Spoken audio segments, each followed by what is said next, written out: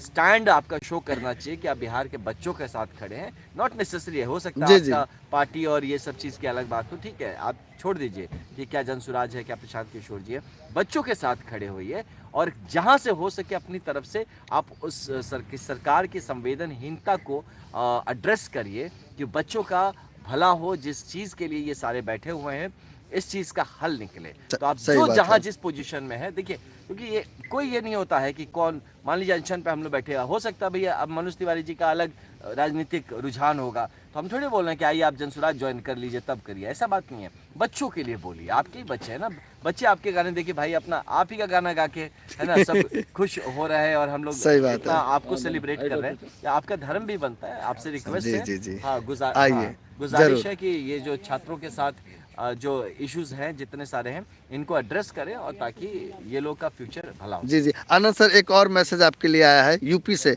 लेकिन ये क्वेश्चन पूछ रहे हैं। आनंद सर, यूपी से हूँ, आप पे प्राउड है, पर डोमिसाइल की डिमांड आप क्यों कर रहे हैं? नहीं, देखिए, आप, मैं कहूँगा यूपी में भी डोमिसाइल होना चाहिए, हाँ, आपके लिए भी डोमिसाइल होना चाहिए, आपका हक बनता है ना बाबू।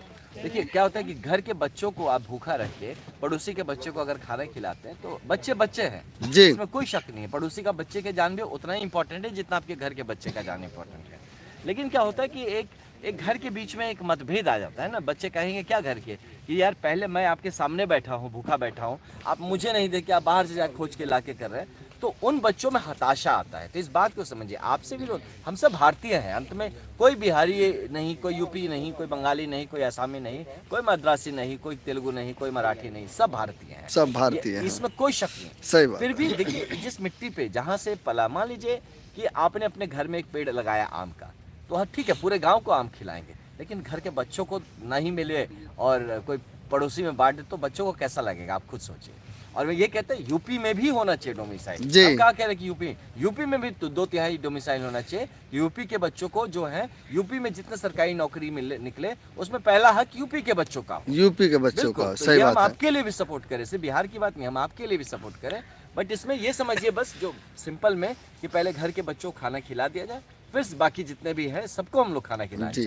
एक और मैसेज आपके लिए सर, आज आपके लिए बहुत सारा मैसेज आ रहा है। आनंद सर को देख के सीखने को जो मिल रहा है वो किसी क्लास या स्कूल में नहीं मिल सकता है। Hats off you Anand sir.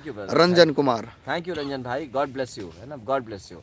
आप सब, मतलब जीवन तो पूरा ही शिक्षा है ना, वो मूवी में कह रहा ना कि हर जगह ज्ञान बट रहा है, कहीं बैठ जाइए वहीं से ज्ञान, सही बात है। अगर हम सीखना चाहें एकता गर्ग, आनंद सर इतने एजुकेटेड होते भी कितने नॉर्मल रहते हैं और सबकी सुनते और समझते हैं। बिहार को आपकी ज़रूरत है सर, मैं आपको अपना रोल मॉडल मानती हूँ। बताइए, इतने बजे रात में वो भी लड़की, गॉड ब्लेस यू, जरूर पढ़ रही होगी, आई एम श्योर जी।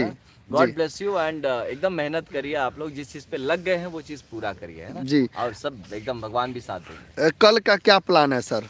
कल का हम लोग यही, अभी तो कंटिन्यूड है हमारा प्लान, तो यही है कि बच्चों का जो री एग्ज़ाम करने के लिए हमारा डिमांड है ये सबसे पहले पूरा हो जाए, ताकि ये कंसंट्रेट कर सके, अपनी पढ़ाई पे ध्यान दे सके और एक इत्मीनान से अपने मेरिट के हिसाब से परीक्षा दे, अपने मेरिट के हिसाब से इनका सिलेक्शन हो और जीवन में आगे बढ़ने का इनको मौका मिले जी।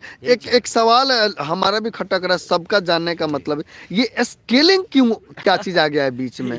पहले नॉर्मलाइजेशन पर बवाल था, अब ये स्केलिंग घुसा दिया गया इसमें। एक ही चीज़ है, ये अलग चीज़ नहीं। नॉर्मलाइजेशन और स्केलिंग ये बेवकूफ़ बनाने का तरीका है। या तो आप इसका मोडस ऑपरेंडी जरा बोलिए कि डिक्लेयर करें भैया कि क्या नॉर्मलाइजेशन का प्रोसेस क्या था और स्केलिंग का प्रोसेस क्या था, ये सबके सामने समक्ष रखिए, जरा हम भी समझे कि कैसे अलग होता है। स्केलिंग का जो शब्द है वो यूज़ होता है यूपीएससी से, हम लोग भी यूपीएससी में नहीं था, तो उसमें स्केलिंग क्या होता है कि हर आदमी ऑप्शनल पेपर में होता है, स्केलिंग हर जगह भी नहीं होता है, जनरल स्टडीज़ में स्केलिंग नहीं होता है। ऑप्शनल पेपर, अब मान लीजिए आपका हिस्ट्री ऑप्शनल है, मेरा फिजिक्स ऑप्शनल जी, तो आप ये दोनों में आप कैसे मैचिंग कराएंगे, है ना, या पॉलिटिकल साइंस और केमिस्ट्री में कैसे मैचिंग कराएंगे? तो वह क्या होता है, क्वेश्चंस के कुछ स्टैंडर्ड्स पैरामीटर सेट किए होते हैं जो एक्सपर्ट्स ने बहुत ऑब्जेक्टिव क्राइटेरिया पर सेट करते हैं कि इस पेपर का जो कठिनाई है वो कितना परसेंट पे जाकर रुकता है। सिमिलरली दूसरे जो पेपर सेट किया गया उसका कठिनाई, तो उसको बैलेंस करने के लिए उसमें भी मैं कहूँगा कि नंबरों का थोड़ा तो ऊपर नीचे हो ही जाएगा कि अब भैया मैथ्स तो बहुत ही एकदम ऑब्जेक्टिव है कि ठीक है तो ठीक है, गलत है तो गलत है, तो उसमें ज़रूर आपको ज़्यादा पाने का चांसेस है कि आप भैया 200 में 200 ला सकते हैं। लेकिन अब हिस्ट्री वाला कैसे लाएगा 200 में 200?